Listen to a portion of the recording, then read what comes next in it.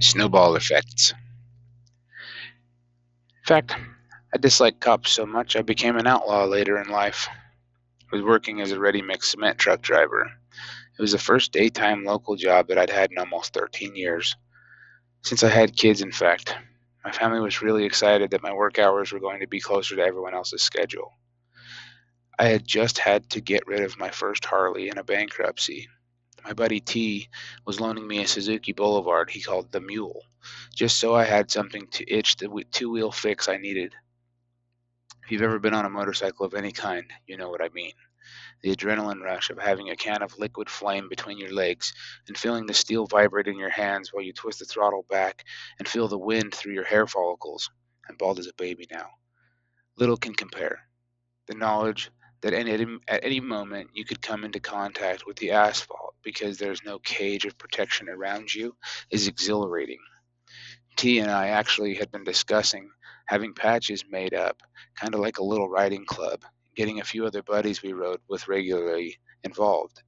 He and I started talking around and realized it was going to be a rough road ahead with the other MCs or motorcycle clubs that were in the area, especially the dominant one percenter ones. I was at work one day and this guy I'll call him Kicks. He approaches me. Hey man, I noticed a sticker on your truck. Do you have a problem with clubs? He asked. I had what resembled a three-piece back patch that I also wore in my patches on my vest I had, and a decal on my back window of a 2008 Nissan Titan. It read, Independent, no club. No way, man, I'm fascinated by them, I said. I proceeded to tell him the stories about me riding with my grandpa in Nevada as a kid and seeing the Hells Angels in all of their glory. Have you ever heard of Beep? Blank the club out. And he asked me if I'd heard of the club he rode with. Nope, I responded.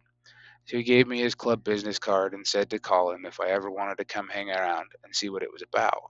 I was ecstatic to say the least. I called Athena immediately and told her all about this guy and this club.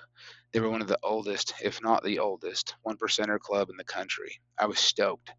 I went to a few meetings and decided it was something I wanted to pursue. I was told they were a family friendly club and that my family was welcome to join me at every event that would happen. With extremely hesitant approval from Athena, I started the prospect process.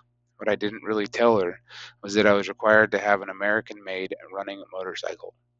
Well, I made decent money and had decent enough credit that Harley gave me a $13,000 loan at 12% interest for 7 years, and I got my second Harley. Of course, the vain demons inside me wanted every accessory and upgrade for the bike right away. It didn't matter that I promised my wife I'd wait until I paid it off to do so. I did it anyways. I ran myself into so much debt with that bike and running the club life that before I knew it, I was keeping up with the Joneses and starving at the same time. But we'll come back to these experiences later. After my parents separated, my mom took me to counseling for a while. This counselor was a goofy, long faced dude named Jonathan. Dorky name for a dorky guy, I thought. I'd sit in this guy's office for an hour while he and my mom tried to figure out what was wrong with me, why I wasn't normal. And after a few visits, Mom would sit out in the lobby while I sat in the room with Jonathan. He would ask questions and scribble on his yellow legal pad. I still said nothing. 3 or 4 months, every week, we'd drive 25 to 30 minutes, wait 10 or 15 minutes for our turn. I'd sit and stare blankly into space in some strange dork's office for an hour. Then Mom would go in and talk for 10 to 15 minutes and we'd go home. Mom would ask every time how my visit went. I always said it was fine. It took a while until I said anything in that room. One time, I didn't know why, but I talked. I don't remember what I said or how I felt during the conversation, but I remember I talked. I guess I said too much.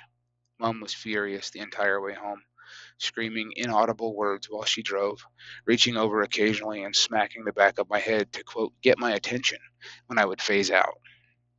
That was the first and last time I talked in that room. We only went a few more times before she gave up taking me to a therapist, and I gave up trusting adults. It was a few months after therapy that I started going back to public school. I wasn't excited for it anymore. It wasn't like I remembered in first grade. Kids were mean, really mean. Like I said, we were broke, and all my clothes were hand me downs. So that made a really easy target of ridicule to 7th, 8th, and ninth graders.